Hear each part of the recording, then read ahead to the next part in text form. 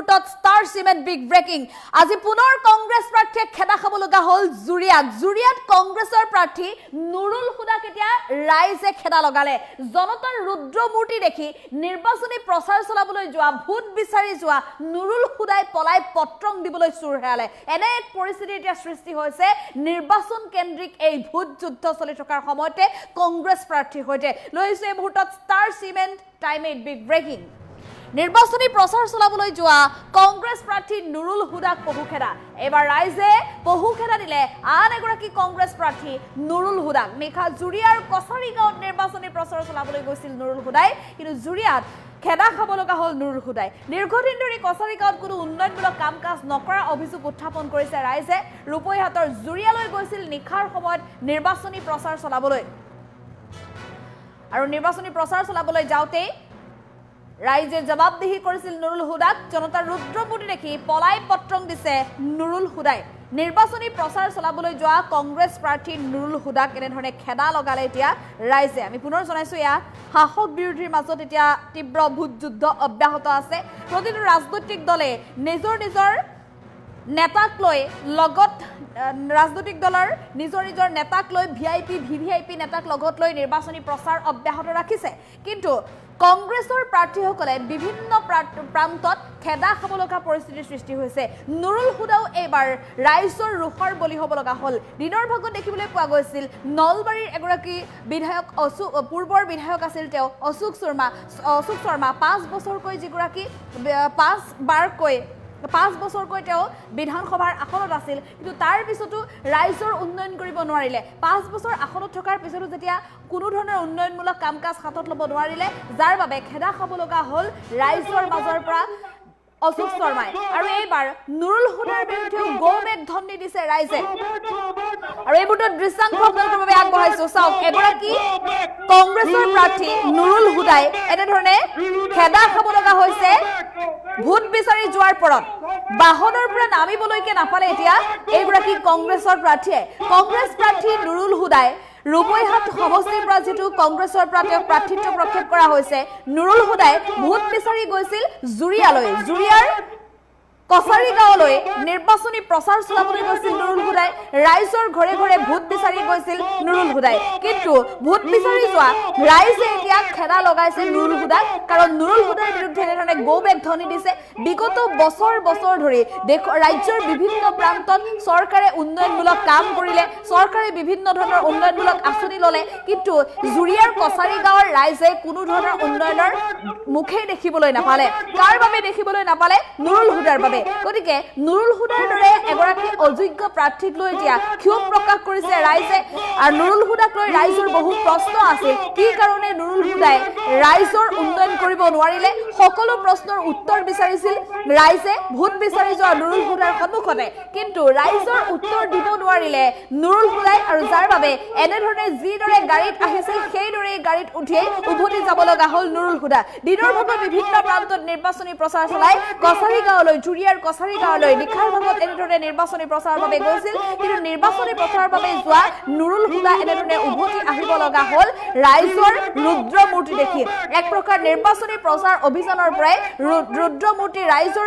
ৰুদ্ৰমূৰ্তি দেখি পলায়ন কৰিছে এগৰাকী কংগ্ৰেছৰ প্ৰাৰ্থী নুৰুল হুদাই এনেধৰণে এতিয়া ৰাজ্যত যি সময়ত শাসক বিৰোধীৰ মাজত তীব্ৰ বাক বিতণ্ডা বা তীব্ৰ ভোট যুদ্ধ দেখিবলৈ পোৱা গৈছে কথাৰ ফুলজৰি দেখিবলৈ পোৱা গৈছে তেনে অৱস্থাত কিন্তু এই নিৰ্বাচন কেন্দ্ৰিক যুদ্ধখন অধিক এক আকৰ্ষণীয় হৈ পৰিছে ৰাজ্যৰ বিভিন্ন প্ৰান্তত বিশেষকৈ কংগ্ৰেছ প্ৰাৰ্থীসকলে যি সময়ত সন্মুখত বৃহৎ প্ৰতিদ্বন্দ্বিতালৈ এই ভোট যুদ্ধত নামিবলৈ সাজু হৈছিল সেই সময়তে এতিয়া ৰাইজৰ ৰোষৰ বলি হ'ব লগা হৈছে কংগ্ৰেছ প্ৰাৰ্থী আৰু নলবাৰীৰ পিছত এইবাৰ ৰূপৈহাটৰ এগৰাকী কংগ্ৰেছ প্ৰাৰ্থীয়ে জুৰিয়াৰ কছাৰী গাঁৱত এনেধৰণে ৰাইজৰ ৰোষত পৰি খেদা খাব লগা পৰিৱেশৰ সৃষ্টি হৈছে জনতাৰ ৰুদ্ৰমূৰ্তি দেখি পলায়ন কৰিছে এগৰাকী কংগ্ৰেছ প্ৰাৰ্থী নুৰুল হুদাই যেহেতু নুৰুল হুদাক গৌবেগ ধ্বনি দিছে গৌবেগ নুৰুল হুদা ধ্বনি দি এনেধৰণে বহু খেদা লগাইছে এতিয়া এগৰাকী কংগ্ৰেছৰ প্ৰাৰ্থীক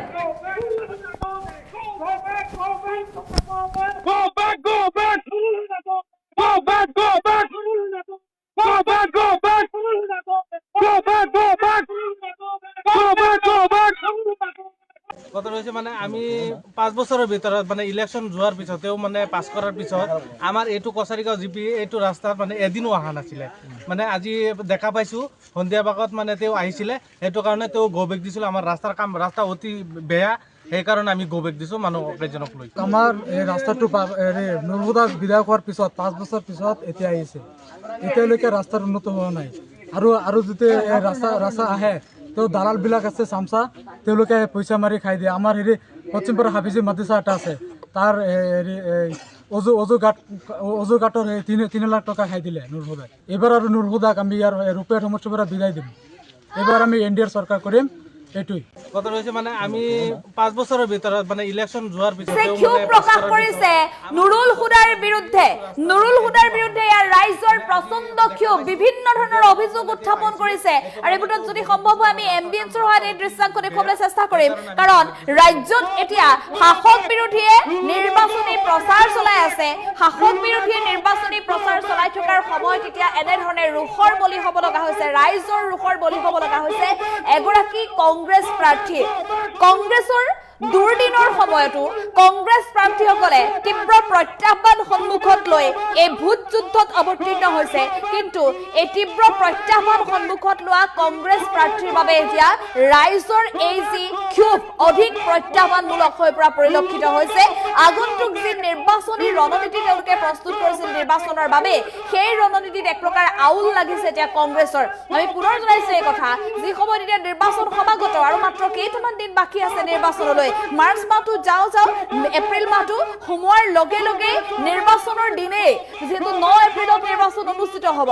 গতিকে এই 9 এপ্ৰিলৰ নিৰ্বাচনৰ বাবে এতিয়া শাসকীয় পক্ষৰ বিৰুদ্ধে বৃহৎ প্ৰত্যাহ্বান সন্মুখত লৈ প্ৰতিদ্বন্দ্বী দল হিচাপে কংগ্ৰেছে বিভিন্ন ধৰণৰ ৰণনীতি প্ৰস্তুত কৰিছে, বিভিন্ন ধৰণৰ ৰণনীতি অনুসৰণ কৰিছে। কিন্তু সকলো নীতিও এক প্ৰকাৰ বিফল হৈ পৰিছে ৰাইজৰ এই ক্ষোভৰ সন্মুখত। আৰু যাৰ বলি হ'ব লগা হৈছে এতিয়া এগৰাকী কংগ্ৰেছ প্ৰাৰ্থী নুৰুল হুদা। দীৰ্ঘ সময় ধৰি ৰূপৈহাট সমষ্টিত এগৰাকীৰ হৰ্তাকৰ্তা হৈ আছিল নুৰুল হুদা।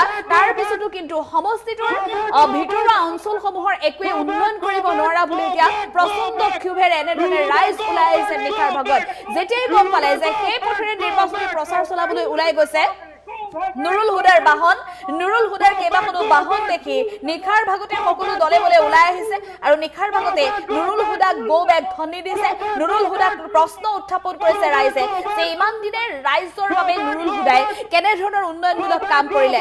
চৰকাৰখনে, ভাৰতীয় জনতা পাৰ্টীৰ চৰকাৰখনে অসমৰ বিভিন্ন প্ৰান্তত বাট-পথ উন্নয়ন কৰাৰ পৰা আৰম্ভ কৰি শৈক্ষিক উন্নয়ন, সামাজিক উন্নয়ন, বিভিন্ন ধৰণৰ কাৰ্যসূচী হাতত ল'লে, বিভিন্ন ধৰণৰ উন্নয়নমূলক পদক্ষেপেৰে অসমৰ বিভিন্ন প্ৰান্তক এক প্ৰকাৰ জাকত জিলিকা কৰিবলৈ সক্ষম হ'ল। কিন্তু এই ভিতৰুৱা অঞ্চলসমূহ চৰকাৰৰ দৃষ্টিগোচৰ কৰাবলৈ এবাৰো পদক্ষেপ গ্ৰহণ নকৰিলে নুৰুল হুদাৰ দৰে কংগ্ৰেছৰ প্ৰাৰ্থীগৰাকীয়ে, যাৰ বাবে আজিৰ কিন্তু দুৰ্দিনৰ সন্মুখীন হ'ব লগা হৈছে জুৰিয়াৰ কছাৰীগাঁৱৰ এই ভিতৰুৱা অঞ্চলৰ লোকসকল। আৰু সেইবাবে এতিয়া প্ৰচণ্ড ক্ষোভ প্ৰকাশ কৰি নুৰুল হুদাক গো বেগ ধ্বনি দি এনেধৰণে প্ৰতিবাদ সাব্যস্ত কৰা পৰিলক্ষিত হৈছে।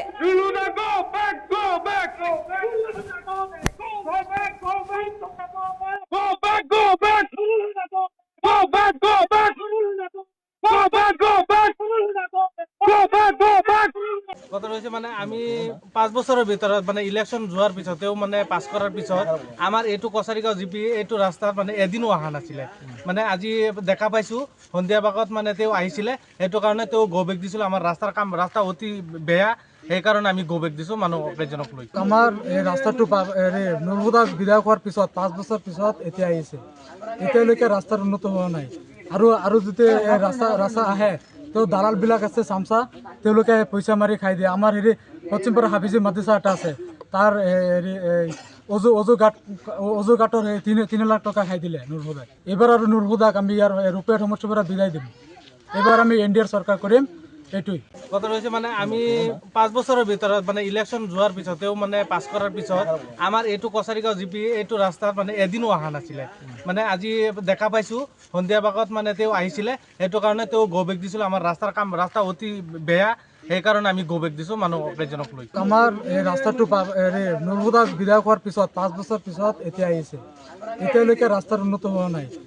আৰু যেতিয়া ৰাস্তা আহে তেওঁ দালালবিলাক আছে চামচা, তেওঁলোকে পইচা মাৰি খাই দিয়ে। আমাৰ পশ্চিমপাৰা হাফিজি মাদ্ৰাছা এটা আছে, তার অজু গাঁটর 3 লাখ টাকা খাই দিলে নুর হুদাক। এবার আর নুর হুদাক আমি আর রূপের সমস্যা পৰা বিদায় দিম। এবাৰ আমি এনডিএৰ সৰকাৰ কৰিম, এইটোই কথা ৰয়েছে। মানে আমি 5 বছৰেৰ ভিতৰত মানে ইলেকশন যোৱাৰ পিছতেও মানে পাছ কৰাৰ পিছত আমাৰ এইটো কছাৰীগাঁও জিপি এইটো ৰাস্তাত মানে এদিনো অহা নাছিলে। মানে আজি দেখা পাইছোঁ সন্ধিয়া ভাগত মানে তেওঁ আহিছিলে, সেইটো কাৰণে তেওঁ গৌবেগ দিছিল। আমাৰ ৰাস্তা অতি বেয়া, সেইকাৰণে আমি গৌবেগ দিছোঁ মানুহ কেইজনক লৈ। আমাৰ এই ৰাস্তাটো নুৰ হুদাক বিদায় হোৱাৰ পিছত 5 বছৰ পিছত এতিয়া আহিছে। এতিয়ালৈকে ৰাস্তাৰ উন্নত হোৱা নাই। আৰু যেতিয়া ৰাস্তা আহে তো দালালবিলাক আছে চামচা, তেওঁলোকে পইচা মাৰি খাই দিয়ে। আমাৰ পশ্চিমপাৰা হাফিজি মাদ্ৰাছা এটা আছে, তাৰ অজু গাঁটৰ 3 লাখ টাকা খাই দিলে নুৰ হুদাক। এবাৰ আৰ নুৰ হুদাক আমি আৰ ৰূপেৰ সমস্যা পৰা বিদায় দিম। এবাৰ আমি এনডিএৰ সৰকাৰ কৰিম, এইটোই।